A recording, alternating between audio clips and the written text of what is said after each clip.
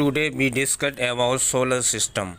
Solar system एक खगोलीय प्रणाली है जिसमें हमारा सूर्य और उसके चारों ओर घूमने वाले सभी खगोलीय पिंड शामिल हैं, जिसमें ग्रह, उनके उपग्रह, बौने ग्रह, एस्ट्रॉयड, धूमकेतु, अन्य खगोलीय पिंड शामिल हैं। सोलर सिस्टम का सबसे महत्वपूर्ण और पहला सदस्य सूर्य है, जो सौर मंडल का केंद्र और सबसे बड़ा पिंड है। यह विशाल तारा है जो अपनी गुरुत्वाकर्षण शक्ति से सभी ग्रह, अन्य वस्तुओं को अपनी ओर खींचे रखता है। सूर्य के बिना सोलर सिस्टम का अस्तित्व नहीं हो सकता। सूर्य का जन्म आज से लगभग 4.6 अरब साल पहले हुआ था। उस समय विशाल आकाशगंगा में आणविक बादल थे जो हीलियम और हाइड्रोजन तथा धूल के कणों से बना था। किसी अन्य घटना या सुपरनोवा विस्फोट के कारण इस बादल में हलचल शुरू हुई और हलचल होने के बाद बादल के विभिन्न हिस्सों में घनत्व बढ़ने लगा और गुरुत्वाकर्षण बल ने बादल के केंद्र को अपनी ओर खींचना शुरू कर दिया, जिससे बादल का पतन होने लगा और इसका केंद्र संकुचित होने लगा। गुरुत्वाकर्षण पतन के दौरान बादल के केंद्र में पदार्थ का घनत्व और तापमान बढ़ता गया। इस बढ़ते घनत्व और तापमान ने एक प्रोटोसन का निर्माण किया, जो एक तारा होता है। जब प्रोटोसन का घनत्व और तापमान पर्याप्त मात्रा में बढ़ गया तो इसके केंद्र में न्यूक्लियर फिजन की प्रक्रिया होने लगी। इस प्रक्रिया में परमाणु हाइड्रोजन और हीलियम में बदलने लगे और विशाल मात्रा में ऊर्जा उत्सर्जित होने लगी। यही ऊर्जा प्रकाश और लाइट एंड हीट के रूप में बाहर आने लगी। जब न्यूक्लियर फिजन की प्रक्रिया स्थिर हुई तो प्रोटोसन एक तारे में बदल गया। इस तरह से सूर्य का निर्माण हुआ। सौरमंडल का दूसरा ग्रह बुध यानी मरकरी है। इसका व्यास पृथ्वी के व्यास से लगभग 1/3 है। बुध की सतह बहुत कठोर और चट्टानी है, जो कई गड्ढों से भरी हुई है। इन गड्ढों का निर्माण उल्का पिंड के टक्करों से हुआ। साथ ही इसमें पहाड़ और मैदान भी हैं। बुध की सतह का तापमान दिन में बेहद गर्म लगभग 430 डिग्री सेल्सियस और रात में -180 डिग्री सेल्सियस तक पहुंच जाता है। बुध सूर्य के चारों ओर पूरा चक्कर लगाने में केवल 88 पृथ्वी दिन लगाता है। सूर्य के पास होने के कारण इसका कोई उपग्रह नहीं है। इसके वायुमंडल में मुख्यतः हाइड्रोजन, हीलियम और ऑक्सीजन होते हैं। बुध के पास एक छोटा सा और मजबूत मैग्नेटोस्फीयर है, जो मरकरी यानी बुध को सूर्य के रेडिएशन से कुछ हद तक बचाता है, लेकिन यह पृथ्वी के जितना मजबूत मैग्नेटोस्फीयर नहीं है। बुध की खोज और उसके अध्ययन के लिए कुछ अंतरिक्ष मिशन भेजे गए, जिसमें नासा का प्रमुख मैसेंजर था, जिसने बुध की सतह और संरचना और वायुमंडल के विस्तार का अध्ययन किया था। सोलर सिस्टम का दूसरा ग्रह वीनस यानी शुक्र है। ये सौरमंडल का सबसे चमकीला और गर्म ग्रह है। शुक्र ग्रह पृथ्वी की तरह आकार और संरचना में लगभग समान है, इसी कारण इसे पृथ्वी की जुड़वा बहन कहा जाता है। शुक्र का व्यास पृथ्वी के व्यास का लगभग 95% और इसका द्रव्यमान पृथ्वी के द्रव्यमान से लगभग 82% है।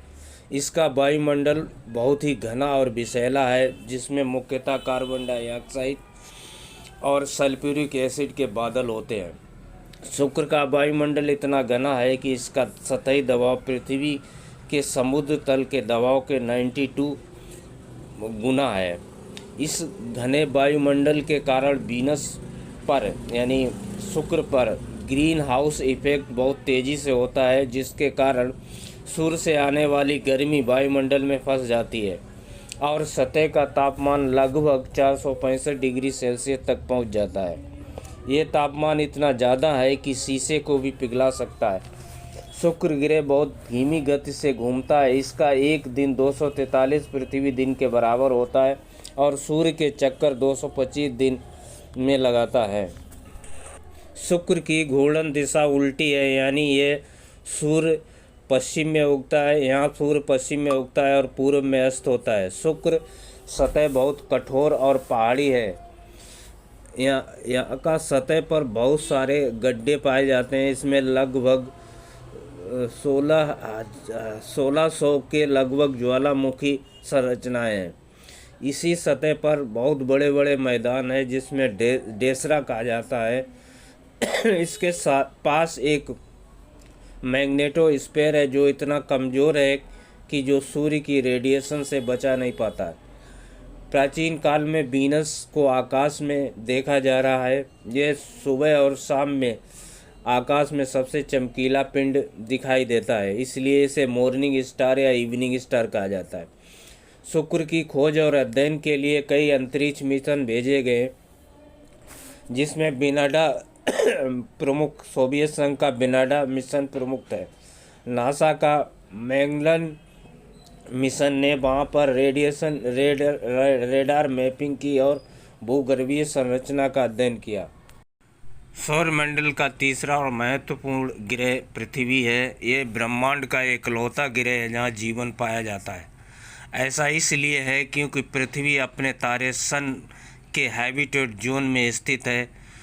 सूर्य से पृथ्वी की दूरी लगभग 150 मिलियन किलोमीटर दूर है। पृथ्वी अपने एक्सिस पर घूमने पर 24 घंटे और सूर्य की परिक्रमा करने में 365 दिन 6 घंटे लगाता है। इसका निर्माण आज से लगभग 4 अरब 5 करोड़ वर्ष पूर्व नेबुला के गुरुत्वाकर्षण पतन से हुआ था।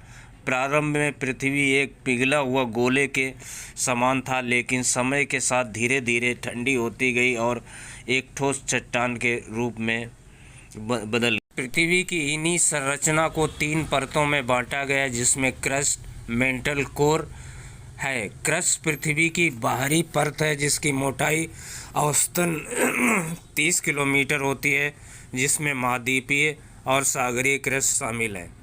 क्रस्ट के नीचे मेंटल होता है जिसकी मोटाई लगभग 2900 किलोमीटर है, जिसमें ठोस चट्टान और कुछ हिस्से अर्ध तरल पदार्थ पाए जाते हैं। कोर को 2 भागों में बांटा गया, एक इनर कोर और दूसरा आउटर कोर। पृथ्वी के पास अपना मैग्नेटोस्फीयर है जिसके कारण हम सुरक्षित रहते हैं। ये मैग्नेटोस्फीयर सूर्य की अल्ट्रा वायलेट रेज आने के हानिकारक किरणों को हमें सुरक्षा प्रदान करता है। पृथ्वी का वायुमंडल 5 परतों से बना हुआ जिसमें ट्रोपोस्फीयर जो 8 से 15 किलोमीटर तक फैली है। इसी परत में अधिकांश मौसम की घटनाएं होती हैं। दूसरा है स्ट्रेटोस्फीयर जो लगभग 50 किलोमीटर तक फैला हुआ। इसी परत में ओजोन लेयर पाई जाती है जो सूर्य की हानिकारक अल्ट्रा रेज से हमें बचाती है।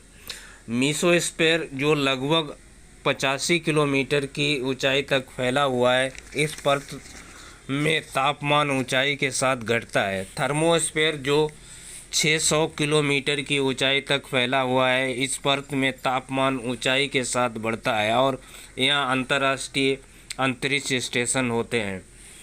लास्ट में एक्सोस्फीयर जो हमारे हजारों किलोमीटर तक फैला हुआ है। पृथ्वी का लगभग 71% हिस्सा जल से ढका हुआ है जिसे हम जलमंडल कहते हैं। इसमें महासागर, सागर, झीलें, नदियाँ और भूमिगत जल स्रोत हैं। और 29% स्थल मंडल है जिसमें पर्वत, पहाड़, मैदान, घाटियाँ, भूगर्भीय संरचनाएं हैं। स्थल मंडल का महत्व न केवल जीवन के लिए महत्वपूर्ण है बल्कि ये भूगर्भीय प्रक्रिया का एक गवाह है, जिसमें ज्वालामुखी विस्फोट, टाइटैनिक प्लेट, सुनामी, भूकंप। जब ज्वालामुखी विस्फोट होते हैं तब पृथ्वी के मेंटल में जमा हुआ मैग्मा सतह पर आ जाता है और विस्फोट नई भूमि का निर्माण करता है, जिसमें वातावरण में गैस और राख उत्सर्जित होती है। पृथ्वी बड़े बड़े टुकड़ों में विभाजित होती है जिसे टेक्टोनिक प्लेट कहते हैं। यह टेक्टोनिक प्लेट धीरे धीरे गतिशील होती है और एक दूसरे से टकराती है, जिसमें भूकंप, ज्वालामुखी और पर्वतों का निर्माण होता है।